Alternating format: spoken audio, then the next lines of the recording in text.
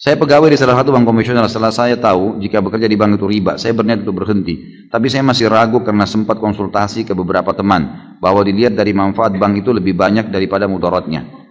Karena hampir seluruh perusahaan yang ada di Indonesia menggunakan jasa bank. Baik, kira-kira kalau antum meninggal dunia, antum akan bilang sama Allah apa nih? Ya. Oh, ini karena banyak manfaatnya buat orang. Lalu Allah cuma jawab satu, tapi saya haramkan. Kira-kira kita mau jawab apa? Urusannya mau manfaat bagi orang banyak atau tidak, intinya haram. Orang buka tempat perzinahan, teman-teman. Ingat ya, riba, zina, durhaka sama orang tua, dosa besar semua ini.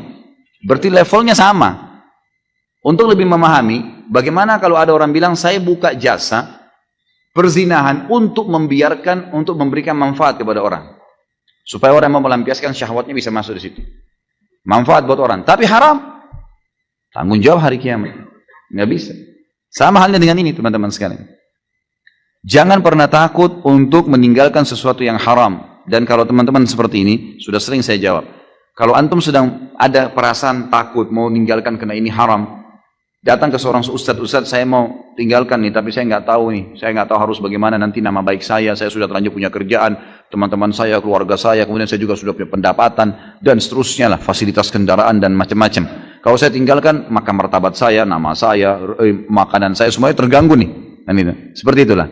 Lalu bagaimana hukumnya? Tetap, jawaban agama haram. Dan kalau anda mau lebih pasti, lebih aman, tinggalkan. Karena kalau tetap bertahan pada sesuatu yang haram, konsekuensi pembersihannya lebih lama. Sementara kalau dosa yang kita kerjakan saja, tidak kita tahu masih ada pembersihan, yang kita tahu sedikit juga pembersihannya ada. Apalagi kalau yang sudah besar, bertahun-tahun antum bertahan.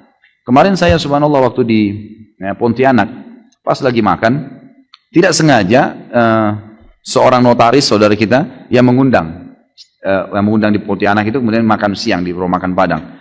Dia undanglah teman-temannya dia. Di antaranya kepala cabang bank konvensional di situ. Duduk depan saya. Lalu kemudian setelah makan diperkenalkan, oh ini kepala bank semua banyak. Ada syariah, ada yang konvensional.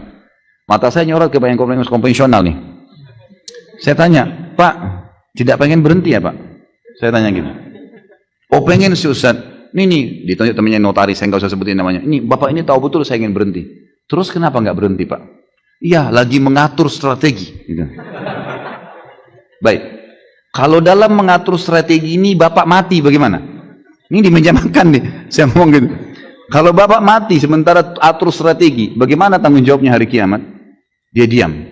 Coba Bapak pikirin coba. Ingat Pak, prestasi dunia ini hanya akan kita tinggalkan di dunia. Di akhirat, apa yang Bapak lakukan dari kebaikan akan diterima. Pikirkan baik-baik ini. 1 dirham riba, dalam hadis dikatakan lebih berat daripada 36 kali berzina. Riwayat lain lebih berat daripada berzina dengan ibu sendiri. Bapak sudah tahu belum itu? Iya Ustaz. Baik, apa yang Bapak kira-kira mau lakukan sekarang? Nah, saya tanya gitu. Saya mau tinggalkan, tapi kira-kira kiat-kiatnya Ustaz. Baik. Langkah pertama, kiat pertama Bapak keluar, saya bilang. Keluar dulu. Kenapa keluar? Dia kan diam. Saya tanya, Bapak pasti tanya saya, kenapa keluar? Saya bilang, iya. Bapak sekarang lagi injak lumpur. Penuh lumpur nih semuanya. Lalu bilang, Ustadz, bersihin dong. Saya bawa air nih, selang. Kalau saya siram, sementara Bapak di lumpur, tambah becek. Saya sampaikan hukum, Bapak masih tetap mau kerja di situ, tambah beban tuh. Pulang tambah terfikirkan, tambah ini. Jadi serba susah. Jadi caranya keluar dulu dari lumpur. Keluar di jalan, saya siram tuh. Bersih, keringin bisa lari. Gitu kan. Jadi harus keluar, nggak bisa enggak. Bapak harus keluar dulu gitu kan. Baru bisa jalan gitu. Dia bilang sebenarnya gini Pak, saya bilang minimal Bapak pindah ke syariah. Saya bilang gitu. Iya sebenarnya mau Pak, dan Bapak perlu tahu, dia bilang Pak Ustadz, waktu bank syariah dibuka, begitu mau buka cabang di sini dia bilang, gitu kan. Semua ini yang konven ini mau pindah ke syariah semua. Sampai sekarang dikasih peraturan udah nggak bisa lagi. Jadi ini yang membuat masih tertahan. Baik, kiat pertama dari saya keluar. Kiat kedua, Bapak mulai memikirkan dari uang yang ada untuk buka usaha. Usaha-usaha. Yang ketiga, menjelaskan pada istri, pada anak, supaya mereka tidak kaget tentang masalah haram. Ajak mereka supaya satu rumah semua kerjasama untuk itu. Yang keempat, bertawakal kepada Allah. Sudah. Kalau enggak, nanti kalau mati bagaimana tanggung jawabnya? Allahu a'lam. Jadi seperti itulah kurang lebih nasihat saya kepada penanya tadi, seperti saya sampaikan ke sana.